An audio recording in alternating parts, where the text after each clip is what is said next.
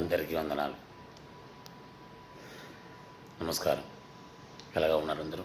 బాగున్నారా? సంథింగ్స్ నేను చెప్పాలి. ఒక విషయం నేను చెప్పాలి. ఏమంటే మన మనసు ఎలాగ పెట్టుకోవాలంటే ఎప్పుడు కోపంకా, క్రోధంకా, అహంకారంకా ఉండకూడదు. ఈగో మాత్రం ఉండకూడదు. ఎలాగా ఉండాలంటే నిదానంగా ఏ ప్రాబ్లమ్స్ అయినా వినాలి. ఎవరైనా చెప్తే వినాలి, మాట వినాలి. తర్వాత అది ఎలాగ ట్రై చేసి చూడాలి. ఓకే, స్మైల్ పెట్టుకోవాలి. దేవుడు ఫాలో చేయాలి. తర్వాత మన దగ్గర ఎప్పుడు డబ్బు ఉంటే అప్పుడు ఎవరికైనా ఒక ఫ్రీ ఫుడ్ ఇవ్వాలి. ఎక్స్ట్రా థింగ్స్ ఇంట్లో ఉండకూడదు. ఫ్రీగా తీసుకోకూడదు. ఓకే, ఒకవేళ ఫ్రీగా తీసుకుంటే అది థ్యాంక్స్ చెప్పాలి. తర్వాత థ్యాంక్స్ చెప్పి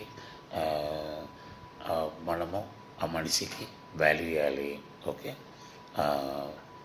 ఏమైనా ఓకే. సో ఇదండి నేను చూస్తున్నాను. ఇక్కడ మాత్రం లోకంలో మర్చిపోతారు.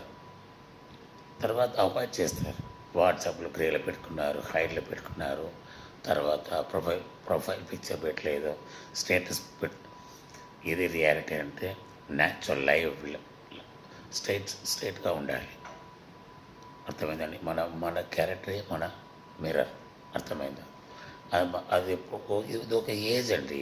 ఒక ఏజ్ తర్వాత మనం ఆలోచన చేస్తే ఎంత చీప్గా బిహేవ్ చేశాను, ఎంత లోగా, ఎంత బాధ ఇచ్చాను, ఎంత చెడ్డగా బిహేవ్ చేశాను, ఎంత బూతులు, ఇదన్నీ గుర్తొస్తే టైం పోయింది. సావం పెరిగింది, కష్టం అయింది. సావం అంటే ఏంటి? దుఃఖం. అది నీళ్ళు చూస్తుంది, ఇక్కడ వస్తుంది, ఇక్కడ వస్తుంది. ఆత్మ కష్టం అవుతుంది. అర్థమైందా? మనం ఏ దేవుడి దగ్గర వెళ్ళి ఏం ప్రే చేస్తే బాధ మాత్రం ఎవరికి ఇవ్వకూడదు. ఒకవేళ బాధ అయింది అంటే పిలిచి మంచిదిగా చెప్పి, ఫ్రెండ్లీగా చెప్పి చేంజ్ చేయాలి. ఓకే, 10 times ఒక మనిషికి మనము 10 times ఆపర్చునిటీ ఇవ్వాలి. నాట్ 1, 2, 3. నేను ఒక్క టైం చెప్తే నేనే కరెక్ట్, అదన్నీ వేస్ట్.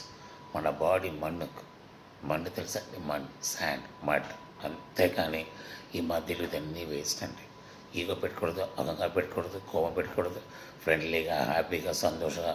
ఎంత కోటి వ్యాపారం ఉంటే, కోటి లోన్స్ ఉంటే, అప్పులు ఉంటే, ఏముంటే, ఎంత రోగం ఉంటే ఇదన్నీ మర్చిపోయి హ్యాపీగా ఉండాలి. ఎందుకని లైఫ్ ఈజ్ వెరీ షార్ట్. మన జీవితం చాలా షార్ట్ కదా. మర్చిపోకూడదు. ఓకే, సంతోషంగా ఉండాలి, అందరికి హెల్ప్ చేయాలి, సంతోషంగా ఉండాలి. ఓకే, నకరాలు చేయకూడదు. God bless you.